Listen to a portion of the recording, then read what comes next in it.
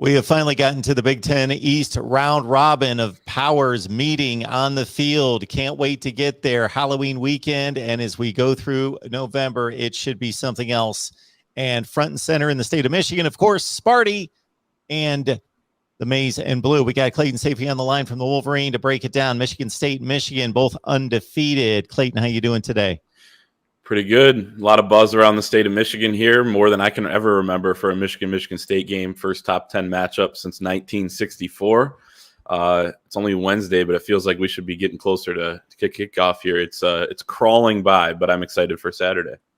They were both undefeated in 2010. Michigan imploded after that, though. That was Rich Rodriguez last season at 5-0, and they finished at 7-6, and he was out the door, and Michigan State won a share of the Big Ten championship that year. But yeah, 1964, last time, both in the top 10, both arrive at 7-0, comfortably in the top 5 or 6 right now in the nation. So let's get to the rivalry. We'll start big picture and we'll work it down from there. How does this one stack up against Ohio State, Notre Dame? You know, what makes this unique? Obviously, they're both in state, so people are constantly running into each other, I guess, as Michigan and Michigan State fans.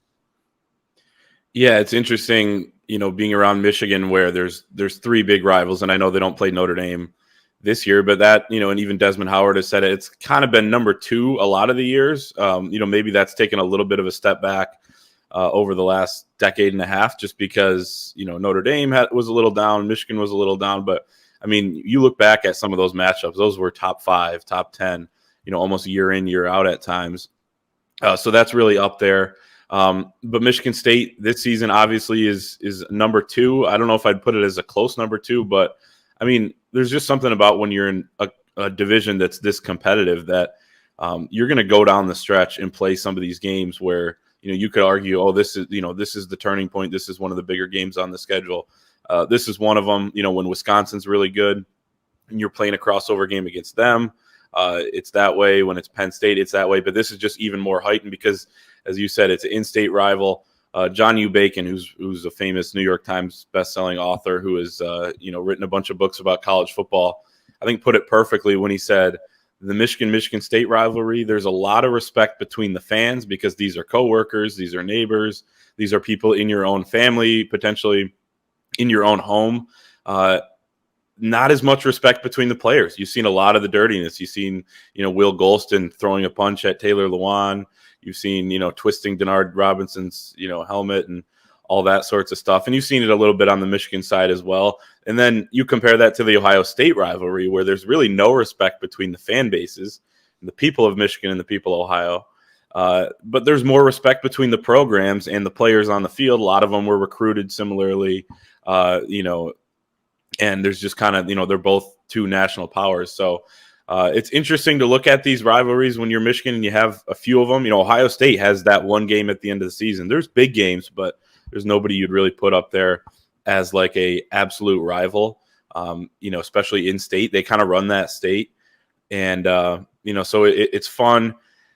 East Lansing is going to be packed. You got, you know, both of the pregame shows, College Game Day and the Big Noon Fox kickoff show that are going to be in town. I'm trying to figure out where the hell to park on Saturday down there, but we'll figure that out later. So there's a lot of buzz around the state right now. It's all anybody's talking about.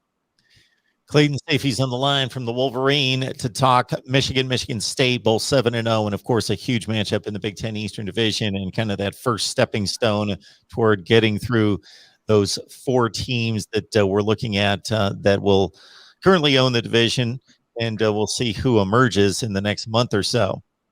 All right, looking at the matchup, both undefeated, both highly ranked. A lot of respect has been gained by both teams coming off subpar seasons. At the same time, a lot of critics would point to, okay, who have you beaten? Michigan State has yet to beat a winning team.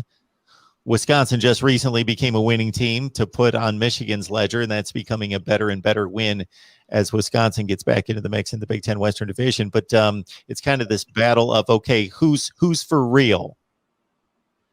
Yeah, it is. It's amazing we've gotten this far in the season. It's just how the schedules shook out. I mean, when you looked preseason at Michigan's schedule, It was, I think, ranked top 15 in the country. You had Washington on there, who was a top 10, a top 25 team. You had Wisconsin on there, Big Ten West favorite.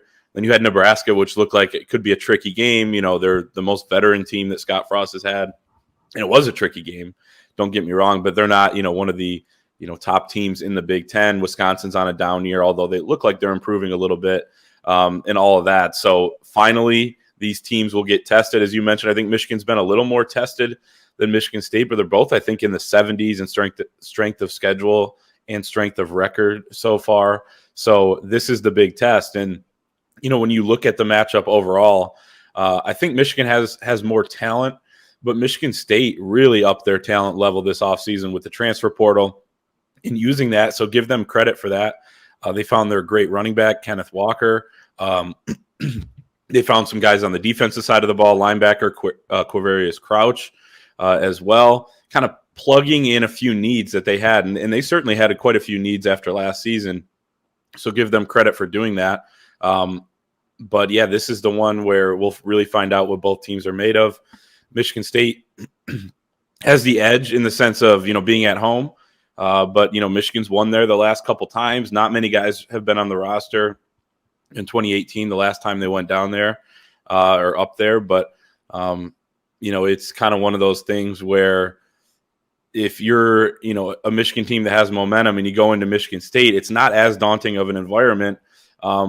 You see it become one of the crazier environments in college football when Michigan's not playing good football coming in 2013, 2014, some disaster type of game. So I'm interested to see how they handle that.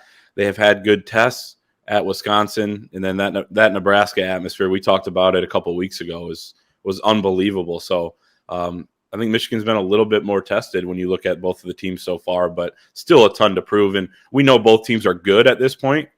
We're going to find out how good over the next couple weeks, starting with this weekend.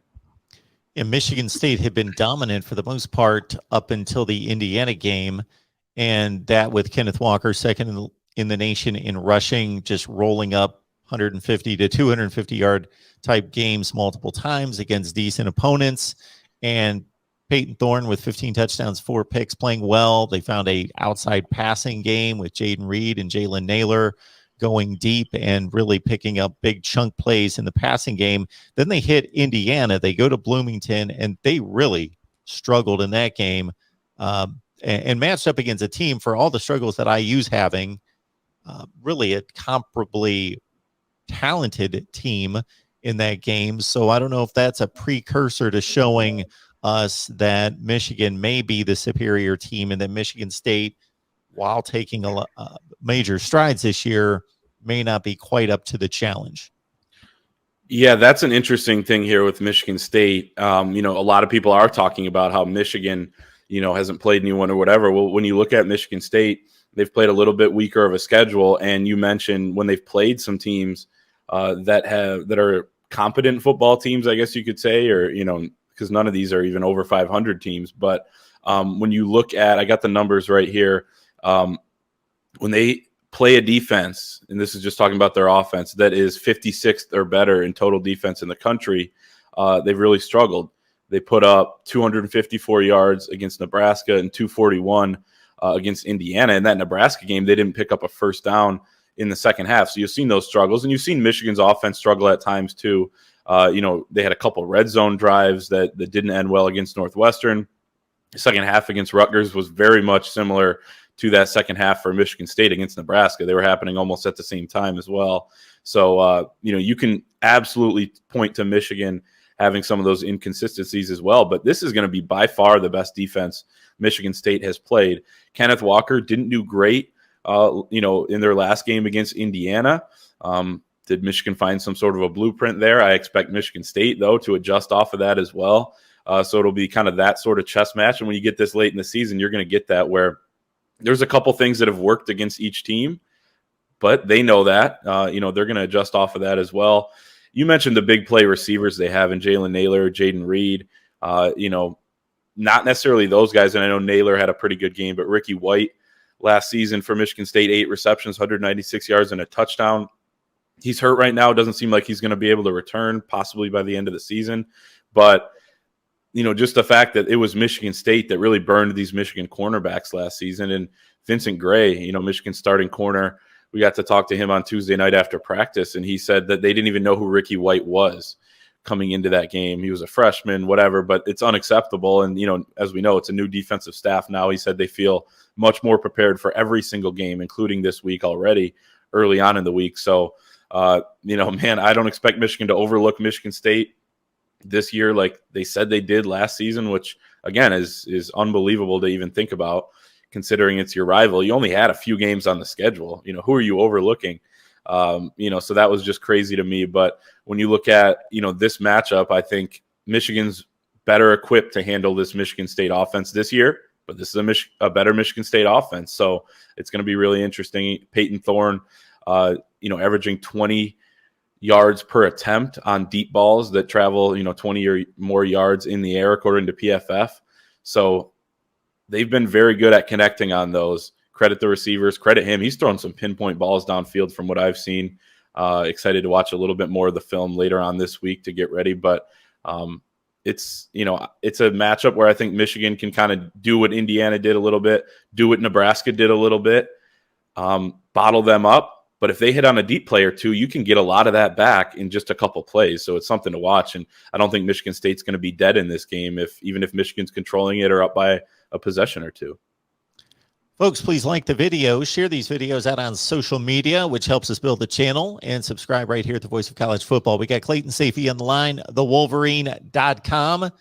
Join him and the rest of the staff. This is a good week to get locked in over there, to get set for the big game, noon Eastern time in East Lansing. So if we flip sides of the ball, I don't know what Pro Football Focus is saying about Cade McNamara, but I can guess he's not turning the ball over, but he's missing some throws downfield, which everyone's going to do, but his rate of misses seems to be a little high. Yeah, it's interesting. Early on in the season, it was, he was missing kind of some of those just shorter, easier passes to, move the chains. Like maybe there'd be a guy in his face, and he's done a great job of getting the ball out, not taking sacks. He's only taken 2 this season. And now it's he's hitting on all of those. He completed like almost 75% of his passes last week against Northwestern. Now that's not a great Northwestern defense, not a good one, but still. And then he missed on a couple deep balls, threw into one-on-one coverage. I thought the shots that they took were fine, just didn't connect on him. You had a receiver, Mike Sainer still kind of stopped his route on one, which I thought was going to end up being a catchable ball. But, it's really hard to tell when he just almost flat out stops. Cornelius Johnson slowed down too much on one of his routes too. He's not getting a ton of help from the wide receivers. This is a room without Ronnie Bell, who is, we've talked about it throughout the season. I know he's out for the year, and it's kind of one of those things you can just chalk up as, this is the group now. But, it's worth mentioning at times that they're playing without him, because you came into the year and so much of this offense was going to be predicated about getting the ball in his hands. So it's important to talk about. But, I don't think he's getting a ton of help from the receivers. At the same time, he's got to be better. And now you hear the kind of uproar. I don't want to say uproar, I guess, but the noise from the fan base about let's get JJ McCarthy in here, the true freshman who has thrown a couple great passes. He's got great arm talent. He has great physical tools. You've seen him come in and being used as a runner a little bit. He can stress a defense that way as well. He's also made some mistakes. He's also sailed a few balls. We've seen such a small sample size of him that it's hard to really know if he would do much better with this offense if you're talking about on a drive-by-drive basis, on a play-by-play basis, because you've seen him here and there, but we just don't know. And from what you hear in practice, he is making some mistakes. He's making some wild plays, but you're talking about points per drive. It's something that Jim Harbaugh has stressed all season long, and what he's loved about Cade McNamara. So they need better quarterback play. I think that's evident. I think you can think that and also think that Cade McNamara is probably the best bet at this point. I certainly do right now. I'm not, I'm willing to come off that at some point, but you don't go into this game and just completely change things up and throw a freshman out there when you're an undefeated number 6 team in the country going on the road in a hostile environment against a physical, good football team. You just don't do it. They won't do it. I do expect that we see J.J. McCarthy play the same role he has over the last couple games, maybe even a bigger one. They haven't let him throw a ton during kind of the meat of the game when it's in doubt, but we've seen Michigan bring out some wrinkles for Michigan State before, and it wouldn't shock me if they have a couple in store for this year's game. If you remember 2015, when there was so much, kind of behind the scenes noise about, Jabril Peppers is playing a little offense in practice, and he can do that, and they repped him in camp and everything. And then against Michigan State, it gets brought out. Mark D'Antonio had to call 2 straight timeouts because he didn't know what they were going to do with him. So there's always kind of something for a game like this. We've talked so much about Michigan's vanilla game plans throughout the season against some of these early teams where it's like, they're going to bring this out against Washington, and then they didn't need to, or they brought a few things out for Wisconsin and Nebraska, but you didn't see a whole lot last week. And I think you can attribute a lot of Cade McNamara, the grumbling, I guess, from the fan base to, they didn't really ask him to do a whole lot last week. He completed 75% of his passes. He missed on a few balls, but if you up the volume of that, maybe he would have hit on 1 or 2, and that's all it takes. So it's kind of an interesting storyline here, as the game is so important in this state right now, and everybody on both sides is talking about it. One of the big storylines on the Michigan side continues to be the quarterback stuff. But yeah, I think we could see a little bit more J.J. McCarthy, but I expect this is Cade McNamara's job until he proves it's not, and that includes this weekend. Folks, I know it's hard to imagine, but Christmas is coming, so you're going to be on Amazon. So shop Amazon. Use the link in the description section below. It's the same shopping experience for you. Doesn't cost you a penny, but helps us build the channel. Clayton Safey's on the line to talk Michigan State. And do you deliver predictions there on your site? Yeah, we do. We'll have that on Friday. I'm undecided right now, so if you're asking, I would be willing to give some. I don't want to steal your thunder. I want to direct everyone to wherever the predictions are going to be. Yeah, so they'll be right on the Wolverine.com on Friday morning around 10 a.m. For our entire staff, given their predictions. I'm pretty torn, and I will say I'm leaning right now kind of something around where the spread is, which is about 4 points for Michigan.